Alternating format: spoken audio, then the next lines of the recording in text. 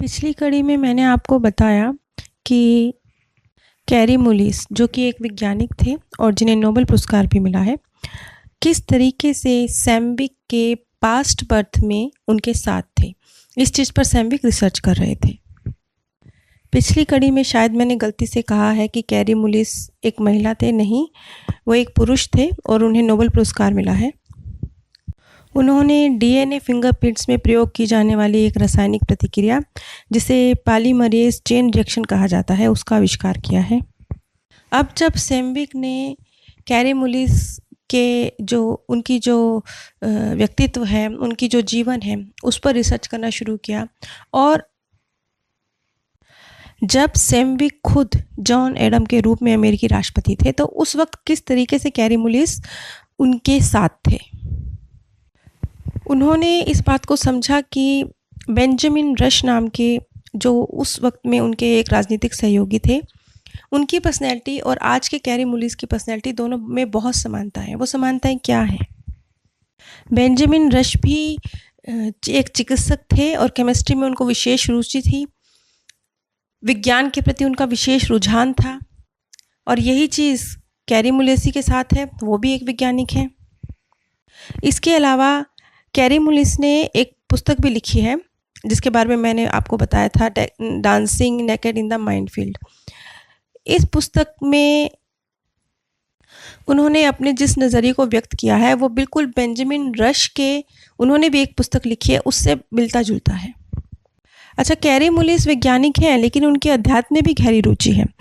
ये जो उनकी बुक है dancing naked in the minefield, इसमें वो एक लाइन लिखते हैं। वो कहते हैं कि जीवित रहने के लिए भाग्यशाली महसूस करना और चीज़ों की अखंडता में खुद को विनम्र बनाए रखना। एक बियर लीजिए और आराम करिए। इस पृथ्वी पर आपका स्वागत है। इसमें पहले थोड़ी सी उलझन होती है। यही कारण है कि जब तक आप सही मायनों में आनंद लेना नहीं सीख जाते, आपको बार बार वापस आना पड़ता है। इसके अलावा कैरी मुलिस ने अपना एक आध्यात्मिक अनुभव भी इसी बुक में शेयर किया है। उन्होंने बताया कि जब उनके दादाजी की मृत्यु हुई, नॉर्थ कैरोलिना में उनकी मृत्यु हुई और उस वक्त कैरी उनके साथ नहीं थे। उनकी मृत्यु के समय में वो नॉर्थ कैलिफोर्निया में रह रहे थे। तो वो बताते हैं कि जब उनकी दादाजी की मृत्यु हुई तब कैलिफोर्निया वाले उनके घर में उनकी दादाजी की आत्मा आई थी और प्रस्थान करने से पहले, सोल वर्ल्ड में जाने से पहले वो 2 दिन उनके साथ रहे थे। वैसे ये बात सुनने में अजीब लगती है ना, क्यों? क्योंकि ये एक वैज्ञानिक कह रहे हैं जिन्हें नोबेल पुरस्कार मिला है।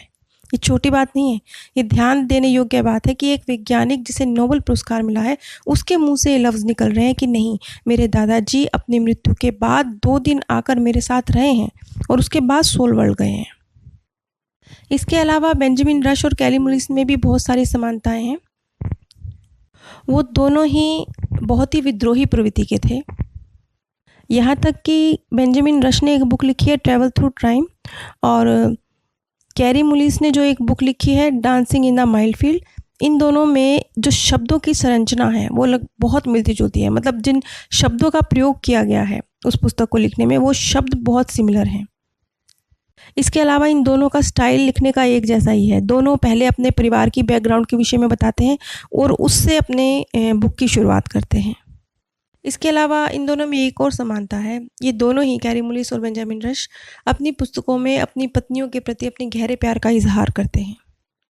मैं यहाँ पर बेंजामिन रश और कैरी मुलिस की फ़ोटोज़ भी शेयर कर रही हूँ। इन दोनों के चेहरे की समानताएं भी आप देख सकते हैं। खैर, अपनी रिसर्च में सैम्बिक ने ये समझा कि उसने मिलने से पहले ही, मुलाकात तो उनकी बाद में होती कैरी मुलिस से, पहले ही जितना उनके विषय में उन्होंने रिसर्च करी, उन्होंने ये समझ लिया कि कैरी मुलिस बेंजामिन रश का ही रीबर्थ है। इसके बाद जब दोनों की मुलाकात होती है, कैरी मुलिस से उनकी मुलाकात होती है, तब क्या निकल के सामने आता है, इसका जिक्र मैं अगली कड़ी में करूँगी। नीचे डिस्क्रिप्शन बॉक्स में इस कड़ी के पिछले भाग का और मेरे first channel path of peace का लिंक शेयर किया गया है। अगर आप इसी तरह की मृत्यु के बाद की दुनिया के संबंध में सत्य रिसर्च पर आधारित जानकारी जानना चाहते हैं तो कृपया मेरे फर्स्ट चैनल पर एक बार ज़रूर विजिट कीजिए।